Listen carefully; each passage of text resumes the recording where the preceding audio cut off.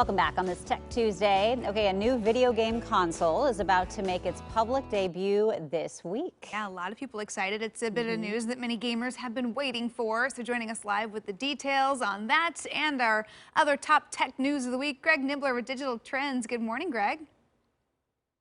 Good morning. Yeah, PlayStation 5. So it's a big year for gaming consoles. This happens once every 5 to 7 years or so, where we get to see brand new updates to the consoles themselves. So there's a new Xbox scheduled to come out later this year and the PlayStation 5. And we haven't seen a ton from PlayStation so far. So they have an event, well, actually it was scheduled to go last week, but they decided to postpone it so that other voices could be heard. That was part of their messaging. A lot of events postponed from last week, but now it's happening this week, and it's called The Future of Gaming. And it's happening on Thursday at 1 p.m. where we're finally going to get to see some actual gameplay from this thing. So they're going to showcase what it looks like with all these updated graphics. They said eventually it's going to be in 4K gaming. They'll release some trailers in that. So it's really pretty exciting to see where they can go with all the new technology. If you think about over the last 5 years, how many things have improved, well, that certainly translates into that too. We're going to see, hopefully, the console itself. That's one thing they haven't actually shown yet. We got to see some of the new controllers they've got for it, but definitely going to be an exciting event. So that's happening this Thursday. We'll get to see finally what some of that PlayStation 5 game footage is going to look like. Nice. Yeah, the graphics, I'm sure, have come a long way from my days of playing Spyro on PlayStation 2. We have a PlayStation 2 in our room we still use. You still use it? Not for video It's games. the DVD player. Yeah, it's like streaming and It became stuff. the DVD player. Hey, Greg, a new study came out that says electricity bills will go up. What's that all about?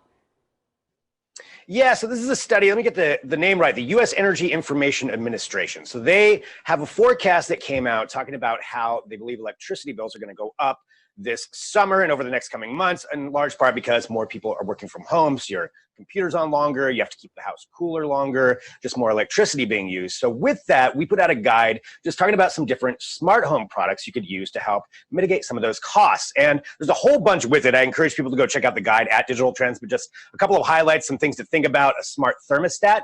If you don't have one, it's a great way to manage your energy and make sure you're not using your furnace or cooling things down when you don't need to be doing it. There's ones like the Nest or an Ecobee. Those are a couple of big ones that we recommend, but we've got a lot of other ones you can look at. Also, things just as small as smart light bulbs. Maybe you haven't really considered it before, but that's a great way to also manage using electricity. Even in a small amount, it adds up, saving some energy over time. So you can schedule lights to come on. You can control it from your phone. So if you do leave and you forget to turn the lights off, it's really easy to manage it that way. Or even things just as simple as getting some surge protectors or things along those lines that can actually help save some money. So we got a big guide there that people can go to and take a look at digitaltrends.com. Yeah, awesome. I have one of those Ecobees, and Yeah. I love that I can control the temperature and no one sees me do it because I'm doing it on my phone. Oh, so there you go. Sneakily warm the room up. Warming it up, yeah. That's what I need. Yeah. Okay, so I know another headline this week, Elon Musk, always kind of in and out of the news lately. He's talking again about getting to Mars. Yeah, so you're right. Elon is always in the news for something, but this has to do with SpaceX this time. So they just had that successful launch, sending the 2 astronauts to the International Space Station, but that's only part of what their plans are. The ultimate goal is to send people to the moon and then beyond to Mars, and that's with the program called Starship. So this is their actual ship.